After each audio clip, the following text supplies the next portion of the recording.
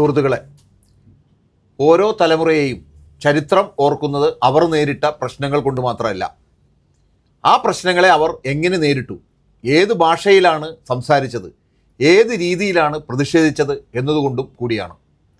ഇന്ത്യയുടെ സ്വതന്ത്ര സമര തലമുറയുടെ ഭാഷ ത്യാഗമായിരുന്നു. അടിയന്തരാവസ്ഥയെ നേരിട്ട തലമുറയുടെ ഭാഷ പ്രതിരോധമായിരുന്നു. അഴിമതി വിരുദ്ധ പ്രസ്ഥാനങ്ങളുടെ ഭാഷ ധാർമ്മികതയും ഭരണ പരിഷ്കാരവുമായിരുന്നു. പക്ഷേ ഇന്നത്തെ ജനറേഷൻ ജെൻസി മറ്റൊരു പുതിയ രാഷ്ട്രീയ ഭാഷയാണ് ഇന്ത്യക്ക് സമ്മാനിച്ചിരിക്കുന്നത്. അത് വലിയ ആശയപ്രഖ്യാപനങ്ങളിലൂടെയോ കട്ടിയുള്ള രാഷ്ട്രീയ പുസ്തകങ്ങളിലൂടെയോ അല്ല സംസാരിക്കുന്നത്, മീമുകളിലൂടെയാണ്. അവരുടെ ഏറ്റവും വലിയ ആയുധം പരിഹാസമാണ്. അവരുടെ ഏറ്റവും ശക്തമായ രാഷ്ട്രീയ ഭാഷ വ്യാംഗ്യമാണ്. അധികാരത്തെ ഭയക്കാതെ ചോദ്യം ചെയ്യുക എന്നതാണ് അവരുടെ രാഷ്ട്രീയം. അടുത്തിടെ ജന്തർ മന്ദറിൽ നടന്ന വിദ്യാർത്ഥി പ്രതിഷേധങ്ങൾ ഈ മാറ്റം വളരെ വ്യക്തമായി കാണിച്ചു തന്നു. പരീക്ഷാ ക്രമക്കേടുകൾ, തൊഴിലില്ലായ്മ, സ്ഥാപനങ്ങളിലുള്ള വിശ്വാസം നഷ്ടപ്പെടൽ, ഇവയൊക്കെയായിരുന്നു പ്രതിഷേധത്തിൻ്റെ കാരണങ്ങൾ.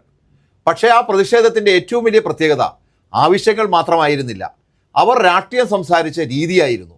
സമരപ്പലകൾ ഒരു മീം പോലെയായിരുന്നു. മുദ്രാവാക്യങ്ങൾക്ക് സോഷ്യൽ മീഡിയയുടെ താളമുണ്ടായിരുന്നു. ഗൗരവത്തെക്കാൾ പരിഹാസത്തിനായിരുന്നു കൂടുതൽ ശക്തി. ഇത് വെറും ശൈലിമാറ്റമല്ല, ഇത് സമൂഹത്തിൽ സംഭവിച്ച വലിയ മാറ്റങ്ങളുടെ ഒരു സൂചനയാണ്. കാരണം ഇന്നത്തെ ജെൻസി പൂർണ്ണമായും ഇൻ്റർനെറ്റിൻ്റെ ലോകത്താണ് വളർന്നത്. അവരുടെ ബാല്യം സ്മാർട്ട് ഫോണുകളോടൊപ്പമായിരുന്നു. അവരുടെ സൗഹൃദങ്ങൾ സോഷ്യൽ മീഡിയയിലായിരുന്നു. അവരുടെ അറിവ് യൂട്യൂബിലൂടെയും ഇൻസ്റ്റാഗ്രാമിലൂടെയും ടെലിഗ്രാമിലൂടെയും വളർന്നു. അവർക്ക് ഡിജിറ്റൽ ലോകം യഥാർത്ഥ ജീവിതത്തിൽ നിന്ന് വേറിട്ട ഒന്നല്ല, ഡിജിറ്റൽ ലോകം തന്നെയാണ് രാഷ്ട്രീയ ലോകവും. അതുകൊണ്ടാണ് അവർക്ക് ഒരു മീം വെറും തമാശയല്ല, അത് ഒരു രാഷ്ട്രീയ പ്രസ്താവനയാണ്. മുൻകാലങ്ങളിൽ ഭരണാധികാരികളെ വിമർശിച്ചിരുന്നെങ്കിലും ഒരു ബഹുമാനത്തിൻ്റെ അകലം പലരും പാലിച്ചിരുന്നു. പക്ഷേ ജെൻസി അതിൽ വിശ്വസിക്കുന്നില്ല. അവർക്ക് അധികാരമെന്നത് ചോദ്യം ചെയ്യപ്പെടേണ്ട ഒന്നാണ്. മന്ത്രിയായാലും ഉദ്യോഗസ്ഥനായാലും ടെലിവിഷൻ അവതാരകനായാലും വലിയ സോഷ്യൽ മീഡിയ ഇൻഫ്ലുവൻസറായാലും പ്രതിപക്ഷ നേതാവായാലും ആരും വിമർശനത്തിന് അതീതരല്ല. ഭരണഘടനാപരമായ പദവിയിൽ ഇരുന്നതുകൊണ്ട് മാത്രം ബഹുമാനം ലഭിക്കില്ല. ജനങ്ങളുടെ വിശ്വാസം നേടണം, അത് ഓരോ ദിവസവും തെളിയിക്കണം. ഇന്നത്തെ യുവതലമുറ പറയുന്നത് അതാണ്. മറ്റൊരു വലിയ മാറ്റം കൂടി സംഭവിച്ചിട്ടുണ്ട്. ഒരു കാലത്ത് ദേശീയ മാധ്യമങ്ങളാണ് രാജ്യത്ത് എന്താണ് പ്രധാന വാർത്തയെന്ന് തീരുമാനിച്ചിരുന്നത്, ഏത് വിഷയമാണ് ചർച്ച ചെയ്യേണ്ടത് എന്നും അവർ തീരുമാനിക്കുകയായിരുന്നു. എന്നാൽ ഇന്നത്തെ ആ സ്ഥിതി മാറുകയാണ്. ഇന്നത്തെ യുവാക്കളുടെ വലിയൊരു വിഭാഗം വിശ്വസിക്കുന്നത് പല മുഖ്യധാരാ മാധ്യമങ്ങളും വാർത്തകളെക്കാൾ നാടകങ്ങൾ സൃഷ്ടിക്കുകയാണ് എന്നാണ്. വിദ്യാഭ്യാസം, തൊഴിൽ, വിലക്കയറ്റം, പരീക്ഷാ ക്രമക്കേടുകൾ, ഇത്തരം സാധാരണ ജനങ്ങളുടെ പ്രശ്നങ്ങളെക്കാൾ ടെലിവിഷൻ ചർച്ചകളിലെ ബഹളത്തിനാണ് കൂടുതൽ പ്രാധാന്യം ലഭിക്കുന്നതെന്ന് അവർ കരുതുന്നു. ഈ വിമർശനം ശരിയാണോ തെറ്റാണോ എന്നതല്ല പ്രധാന കാര്യം. പ്രധാനപ്പെട്ടത് മറ്റൊന്നാണ്. മാധ്യമങ്ങളും ജനങ്ങളുടെ ചോദ്യങ്ങളിൽ നിന്ന് ഒഴിവാകില്ല എന്ന പുതിയ ചിന്തയാണ് വളർന്നു വരുന്നത്. ജനാധിപത്യത്തിൽ ആരും പരിശോധനയ്ക്ക് അതീതരല്ല. അതുകൊണ്ടാണ് ഇന്ന് മാധ്യമങ്ങളും മീമുകളുടെ വിഷയമാകുന്നത്. ഇവിടെയാണ് പരിഹാസത്തിൻ്റെ ശക്തി നമുക്ക് മനസ്സിലാകുന്നത്. മുമ്പ് പരിഹാസം രാഷ്ട്രീയത്തെക്കുറിച്ചുള്ള അഭിപ്രായമായിരുന്നു. ഇന്ന് പരിഹാസം തന്നെയാണ് രാഷ്ട്രീയം. ഒരു മീം ലക്ഷക്കണക്കിന് ആളുകളിലേക്ക് എത്തുമ്പോൾ അത് വെറും ചിരി പടർത്തുന്നില്ല, അത് അധികാരത്തോട് ഒരു ചോദ്യം ചോദിക്കുകയാണ്. ഒരു ചിത്രം, ഒരു വരി, ഒരു തമാശ, അതിനുള്ളിൽ വലിയ രാഷ്ട്രീയ വിമർശനം ഒളിഞ്ഞിരിക്കും. ഇന്നത്തെ ലോകത്ത് ഏറ്റവും വിലപ്പെട്ടത് ശ്രദ്ധയാണ്. അതിനാൽ നീണ്ട പ്രസംഗങ്ങളെക്കാൾ ചിലപ്പോൾ ഒരു മീം കൂടുതൽ ശക്തമായി ജനങ്ങളിലേക്ക് എത്തുന്നു. ഇൻ്റർനെറ്റ് മറ്റൊരു വലിയ മാറ്റവും ഉണ്ടാക്കി. മുമ്പ് വാർത്തകൾ ജനങ്ങളിലേക്ക് വന്നിരുന്നത് വാർത്താമുറികളിൽ നിന്നായിരുന്നു. ഇന്ന് പലപ്പോഴും അതിൻ്റെ നേരെ തിരിച്ചാണ് സംഭവിക്കുന്നത്. ഒരു സർവകലാശാലയിലെ വിദ്യാർത്ഥി, ഒരു ഇൻസ്റ്റാഗ്രാം അക്കൗണ്ട്, ഒരു ടെലിഗ്രാം ഗ്രൂപ്പ്, ഒരു സാധാരണ പൗരൻ, അവർ സൃഷ്ടിക്കുന്ന ഒരു പോസ്റ്റ് ദേശീയ മാധ്യമങ്ങളെ പോലും വാർത്തയാക്കാൻ നിർബന്ധിതരാക്കുന്നു. ഇതാണ് ഡിജിറ്റൽ ജനാധിപത്യത്തിൻ്റെ പുതിയ മുഖം. പരിഹാസത്തിന് മറ്റൊരു പ്രത്യേകത കൂടിയുണ്ട്. അത് അധികാരത്തിൻ്റെ ഭയം കുറയ്ക്കുന്നു.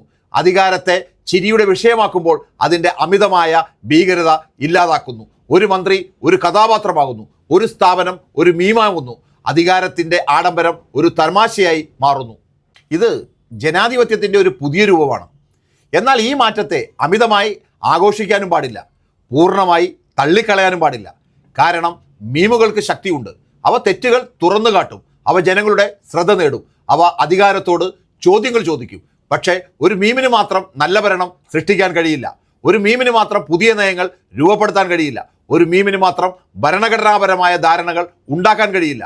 വിമർശനം എളുപ്പമാണ്, ഭരണം അതിലും സങ്കീർണമാണ്. അതുകൊണ്ട് വൈറലാകുന്ന പ്രതിഷേധങ്ങളെ യഥാർത്ഥ നയപരമായ മാറ്റങ്ങളാക്കി മാറ്റുക എന്നതാണ് ഇന്നത്തെ ജനാധിപത്യത്തിൻ്റെ വലിയ വെല്ലുവിളി.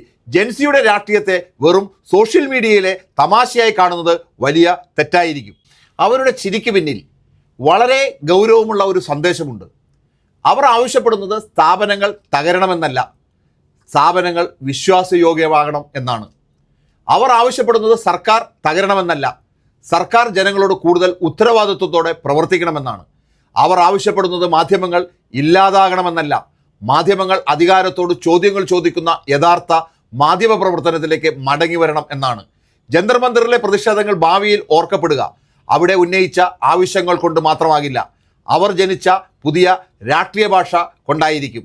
ഒരു പുതിയ തലമുറയുടെ വരവാണ് അത് പ്രഖ്യാപിച്ചത്.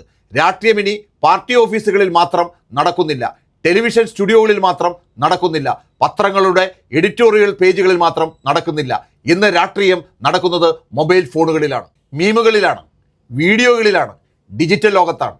അതിനാൽ മീം ഇന്ന് വെറും ഇൻ്റർനെറ്റ് വിനോദമല്ല, ജനാധിപത്യത്തിൽ അധികാരത്തോട് കണക്ക് ചോദിക്കുന്ന ഒരു പുതിയ ഭാഷയാണ്. അവസാനമായി ഒരു കാര്യം മാത്രം പറയട്ടെ. ജനാധിപത്യത്തിലെ വലിയ മാറ്റങ്ങൾ പലപ്പോഴും സംഭവിച്ചു കഴിഞ്ഞ ശേഷമാണ് നാം തിരിച്ചറിയുന്നത്. ഇന്ത്യയിലെ ജെൻസി നിശബ്ദമായി പ്രതിഷേധത്തിൻ്റെ ഭാഷ മാറ്റിക്കൊണ്ടിരിക്കുകയാണ്. അവർ നമ്മെ പഠിപ്പിക്കുന്നത് ഒരു വലിയ പാഠമാണ്. ചിലപ്പോൾ ഏറ്റവും ശക്തമായ പ്രതിഷേധം കോപമല്ല, പരിഹാസമാണ്. ഏറ്റവും വലിയ വിമർശനം മുദ്രാവാക്യമല്ല, ഒരു മീമാണ്. അതൊരു രാഷ്ട്രീയത്തിൽ നിന്നുള്ള ഓട്ടമല്ല. പുതിയ കാലത്തിനനുസരിച്ച് രാഷ്ട്രീയം പുതിയ ഭാഷ കണ്ടെത്തുന്നതാണ്.